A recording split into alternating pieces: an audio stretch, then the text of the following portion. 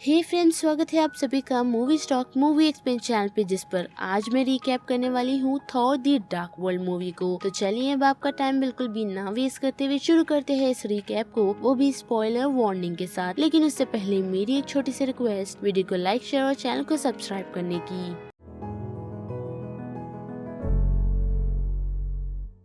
Film की शुरुआत हमें काफी साल पहले से दिखाई जाती है, जब दुनिया में सिर्फ अंधकार ही था और उसी अंधकार की मदद से बुरे एल्फ्स ने जन्म लिया, जिनमें मेलकित भी शामिल था, जो पूरी 9 रियासतों को अंधकार में बदलना चाहता था, वो भी ईथर की मदद से। लेकिन ऐसा हो नहीं पाया, क्योंकि उसका ऐसा करने से पहले ही बॉर यानी कि ओडिन के डैड ने उसे डिफीट कर उस ईथर को अपने कब्जे में कर लिया, जिस कारण से मेलकित अपने वफादार साथी के साथ उस सिचुएशन से भाग गया। जिसके बाद बॉर ने उस वेपन ईथर को जमीन के काफी अंदर गाड़ने का डिसाइड किया, क्योंकि उस ईथर को डिस्ट्रॉय नहीं किया जा सकता। जिसके बाद ये सीन शिफ्ट होता है सीधा लोकी की तरफ, जिसे थॉर ने एवेंजर मूवी के इवेंट के बाद कैद कर सीधा अपने डैड ओडिन के पास ले आया है। और जब ओडिन को उसके कारनामों के बारे में पता चलता है, तो उसे वो उम्र कैद की सजा दे देते हैं। और उसी के साथ हम ये भी देख सकते हैं कि बायोफ्रॉस्ट अब वापस बन चुका है, जिसे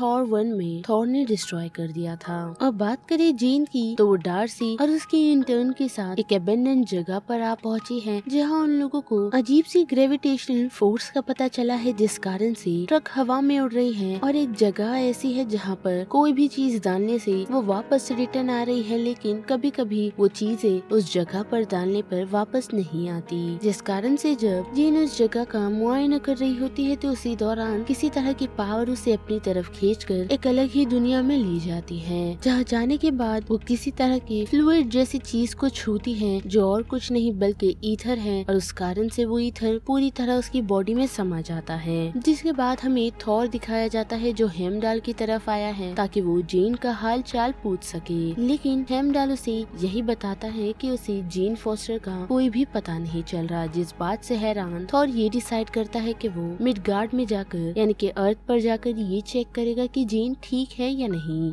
साथ ही हम डार्सी को भी देख सकते हैं, जो उन सारी सिचुएशन से काफी पैनिक हो गई थी, जिस कारण से उसने जेन को ढूंढने के लिए पुलिस बुलवा लिया। लेकिन थोड़े समय बाद उन्हें जेन तो मिल जाती है, जो उन पुलिस वालों को देख काफी नाराज है। जिन सारी सिचुएशन को एक्सप्लेन करते हुए डार्सी उसे यही बताती है कि लगभग तुम 5 घंटे से गायब थी, जिस बात को सुन जेन काफी कंफ्यूज हो जाती है। साथ ही हम देख सकते हैं कि थॉर भी वहाँ पहुँच चुका है, और जब पुलिस वाले जेन को उस सिचुएशन से ले जाने की कोशिश कर रहे होते हैं, तो उसी दौरान उसकी बॉडी में से अजीब तरह की एनर्जी निकलती है, जिस कारण से एक ब्लास्ट होता है और उसे देख थॉर जेन को लेकर सीधा एसगार्ड निकल जाता है। और जब वो ईथर जेन की बॉडी के अंदर गया था, तो उसी दौरान हम ये भी देख सकते हैं कि मेलकित अभी तक जिंदा है, जिसने इतने सालों तक खुद को किसी तरह के स्लीपिंग चैम्बर में कैद करके रखा था, ताकि वो वक्त आने पर वापस उस ईथर का इस्तेमाल कर सके। जिसके बाद आए एसगार्ड की तरफ, तो जब जेन का इलाज चल रहा होता है, तो उसी दौरान ओडिन इस मौके पर आ पहुंचता है, जो जेन को वहां मौजूद देख बिल्कुल खुश नहीं है, जिस कारण से वो अपने गार्ड्स को जेन को वापस मिडगार्ड भेजने के लिए कहता है। लेकिन जैसे ही वो गार्ड्स जेन को हाथ लगाते हैं, तो उस कारण से फिर से वो अजीब तरह की एनर्जी उन्हें जेन से दूर कर देती है। जिसके बाद ओडिन उस एनर्जी को चेक करते हैं और उन्हें यही बताते हैं कि ये ईथर है, जिसे काफी साल पहले मेरे डैड ने छुपा दिया था। जिस बात को सुन जेन उनसे यही पूछती है कि आपके पास कोई तरीका है जिस कारण से हम इस चीज को मुझसे अलग कर सके, जिसके जवाब में ओडिन ना ही कहते हैं। और हमें मेलकित दिखाया जाता है, जो अपने एक साथी को किसी तरीके का सब्सटेंस देता है, जिस कारण से उसकी पावर बढ़ जाती है। और वही शख्स एसगार्ड आ पहुंचा है, वो भी उनका कैदी बनकर। और सही वक्त देखकर वो अपनी पावर को उसी सब्सटेंस की मदद से बूस्ट करता है और उस जेल से बड़ी ही आसानी से निकल जाता है, वो भी वहाँ पर मौजूदा सभी लोगों को मारकर। जिसे देख लोकी उसे वहाँ से बाहर निकलने का रास्ता बताता है। साथ ही हम देख सकते हैं कि जेन को थॉर की मॉम अपने साथ ले जाती है, जिन्हें रोकता हुआ मेलकित पहुँचता है। लेकिन हम थॉर की मॉम को देख सकते हैं, जो उन्हें जेन तक पहुँचने के लिए नहीं देती,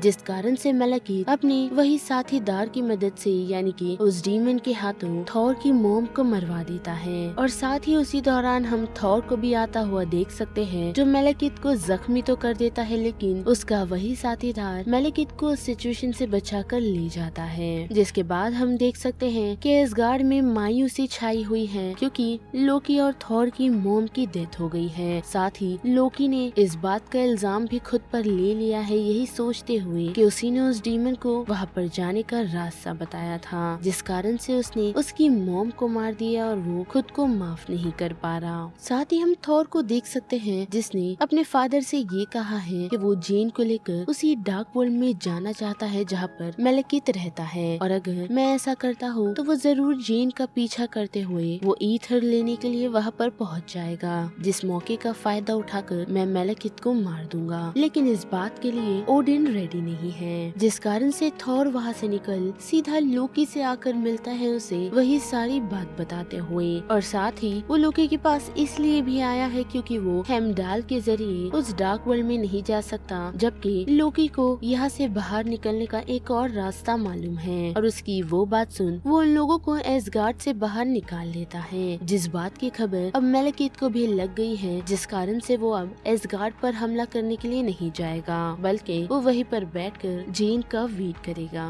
जिसके बाद हम थॉर, लोकी और जेन को देख सकते हैं जो उसी डार्क वर्ल्ड में पहुंच चुके हैं। साथ ही उन लोगों की मुलाकात मेलेकिथ से भी हो गई है, जिसे देख लोकी अपने भाई थॉर को स्टैप कर देता है और उन लोगों को धोखा देकर जेन को सीधा मेलेकिथ के हवाले कर देता है। साथ ही वो मेलेकिथ को ये भी कहता है कि किस तरह वो एसगार्ड को जलता हुआ देखना चाहता है, जिसकी वो बात सुन पहले तो मेलेकिथ उस पर भरोसा नहीं करता, लेकिन उसके उसी सिपाही के कहने पर वो ये मान लेता है कि हाँ सच में वो एसगार्ड के खिलाफ है। जिसके बाद हम मेलेकिथ को देख सकते हैं जो जेन फॉस्टर की बॉडी से ईथर को निकाल रहा होता है, जिस मौके का फायदा उठाकर थॉर और लोकी ईथर को डिस्ट्रॉय करने की कोशिश करते हैं, लेकिन थॉर के काफी मेहनत के बाद भी वो ईथर डिस्ट्रॉय नहीं होता, जिस कारण से मेलेकिथ उस ईथर को खुद में समा लेता है और उस कारण से मेलेकिथ काफी पावरफुल हो चुका है, जिस कारण से वो उस सिचुएशन से निकल जाता है। लेकिन साथ ही उसने अपनी आर्मी छोड़ी है ताकि वो थॉर और लोकी को खत्म कर सके, और उस लड़ाई के दौरान हम देख सकते हैं कि लोकी उस डीमन को मार तो देता है लेकिन खुद भी काफी घायल हो जाता है, जिस कारण से वो अपने भाई थॉर के हाथों में ही अपना दम तोड़ देता है, जिसे देख थॉर पूरी तरह टूट जाता है। जिसके बाद वो जेन फॉस्टर को लेकर उस सिचुएशन से निकल रहा होता है, तो उसी दौरान उन लोगों को एक केव का रास्ता मिलता है जहाँ पर जेन का फोन बजने लगता है, जिसे देख जेन काफी शॉक है और साथ ही उसे वहाँ पर काफी और भी चीजें मिलती है जिसे उसने स्टार्ट में वही जगह पर फेंका था,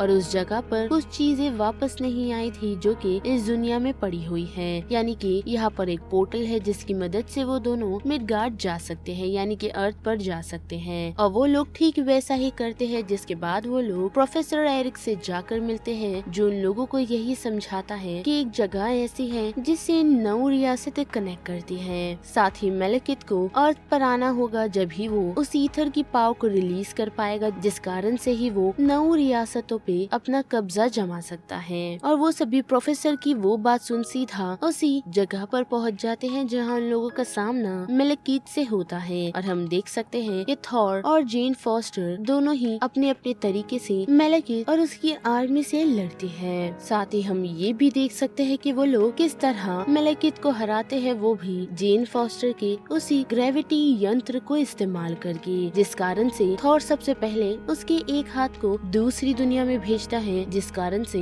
वो ईथर को पूरी तरह रिलीज नहीं कर पाता। साथ ही ऐसे ही करके वो लोग उसकी पूरी बॉडी दूसरी दुनिया में भेज देते हैं, लेकिन उस लड़ाई के दौरान थॉर काफी कमजोर हो गया है, जिस कारण से वो बेहोश हो जाता है, जिसे चेक करते हुए जब जेन पहुंचती है तो उसी दौरान मेलेकिथ की स्पेसशिप उन लोगों की तरफ गिर ही रही होती है, जिसे देखकर जेन फॉस्टर थॉर के गले लग जाती है। लेकिन हम देख सकते हैं कि जेन के उसी ग्रेविटी यंत्र के कारण वो स्पेसशिप सीधा मेलेकिथ की दुनिया में पहुंचकर उसे खत्म कर देती है। जिसके बाद हम थॉर को देख सकते हैं जो अपने फादर ओडिन को आकर सारी बातें बताता है, और साथ ही लोकी के बारे में भी कि किस तरह उसने उसकी उस लड़ाई में मदद की थी। जिस बात को सुन ओडिन थॉर को उसकी थ्रोन एक्सेप्ट करने के लिए कहते हैं, लेकिन फिर से थॉर उन्हें मना करके उस सिचुएशन से चला जाता है, जिस दौरान हमें ये पता चलता है कि वो ओडिन नहीं बल्कि खुद लोकी ही है जिसने ओडिन का भेष बनाकर उनकी जगह ले ली है और साथ ही अब वो उस जगह का राजा भी बन गया है। जिसके बाद ये सीन सीधा शिफ्ट होता है वॉल्स्टैग और सिफ की तरफ, जो एक शख्स कलेक्टर के पास आ पहुँचे है और उसे